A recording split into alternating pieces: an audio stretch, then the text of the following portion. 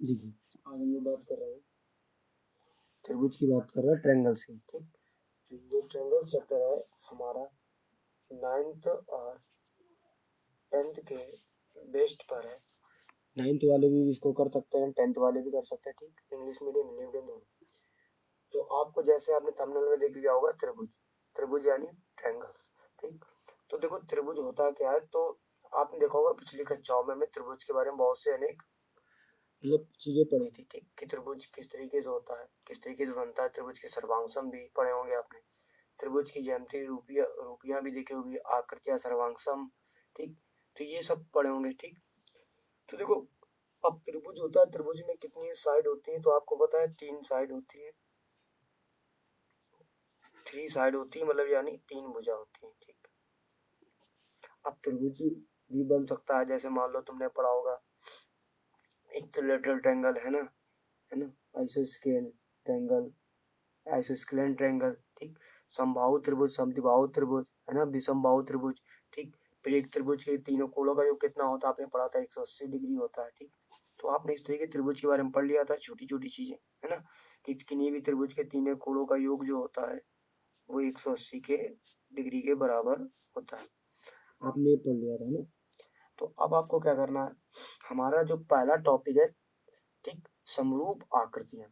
तो हम लोग का जो पहला टॉपिक, आपको भी नोट्स बनाने हैं, जो आप नोट्स बनाएंगे आप। ठीक, तो आप इसी तरीके से बनाएंगे जिस तरीके से मैं लिख रहा हूँ। ठीक, समरूप आकृति।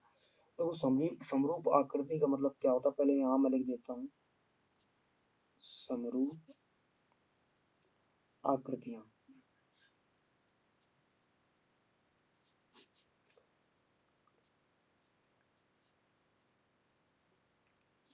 Similar figure. ठीक, देखो इसका मतलब क्या होता है, सिमिलर फिगर का मतलब क्या होता है, ध्यान से समझो आप।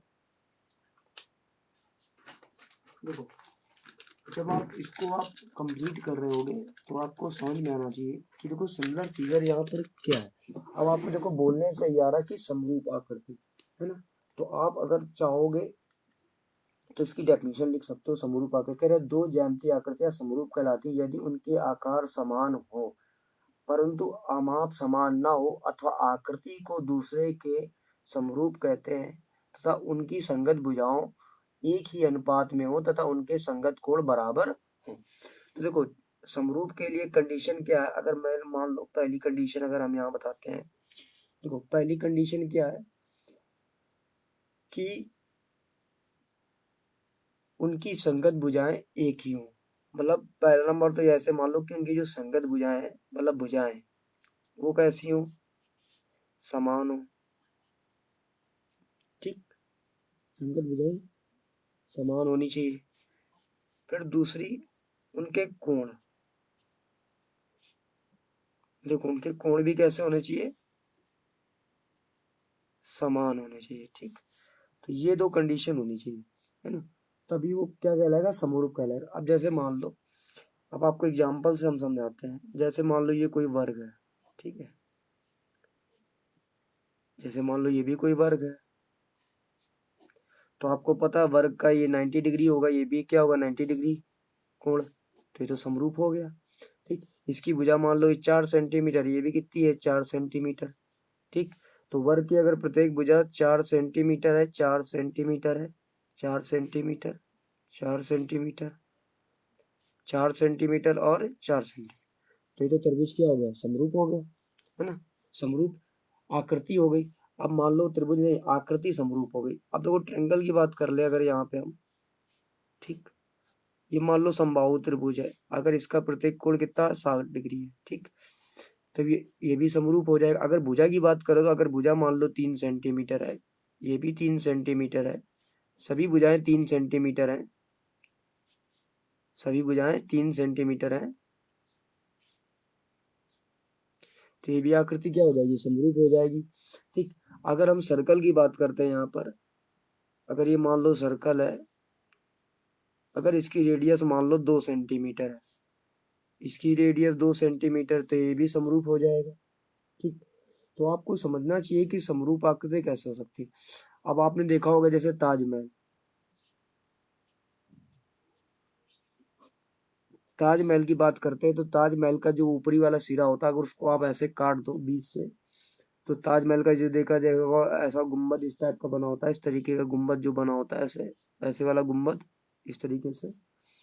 तो अगर इसको काट दो तो वो भी समरूप आकृति होगी। अब जैसे मान लो ये एक्स है, एक्स को बीच से काट दोगे तो ये पार्ट ये वाला पार्ट और ये पार्ट वाला इक्वल होगा ना। अब जैसे मान लो जीरो सममित आकृति वही है समरूप है ना, तो एक तरीके से समझ लो जैसे मान लो इसको काट दो, अब ये आकृति और ये आकृति इक्वल होगी तो मान लो जितनी ये भी होगा साइड वो ये भी साइड इतनी होगी, ये दोनों आपस में क्या होंगे बराबर ही होंगे। ठीक, तो समरूप आकृति का मतलब ये होता है। ठीक, तो आप समझ गए होगे समरूप आकृति क्या होती है। तो इतना ही है। अगर देखो यदि दो आकृति समरूप है तब एक आकृति को दूसरे आकृति से सिकोड़कर या फैलाकर बिना कोई आकार में परिवर्तन किए प्राप्त किया जा सकता है। मान लो आपने आयत उठाया, यहाँ से देखिए दिखाई दे रहा होगा आपने, और इस आयत को उठा के आपने इस आयत के ऊपर रख दिया, इस आयत के ऊपर आपने ऐसे उठा के इसको इसके ऊपर रख दिया, तो ये हमारा क्या हो जाएगा समरूप आकृति हो जाएगी। कैसी हो जाएगी समरूप आकृति। ठीक, तो आपको समझ में आ गया होगा। देखो 6.5 मिनट में मैंने आपको समरूप आकृति के बारे में बता दिया। ठीक, और ज्यादा कुछ त्रिभुज में था नहीं। ठीक है।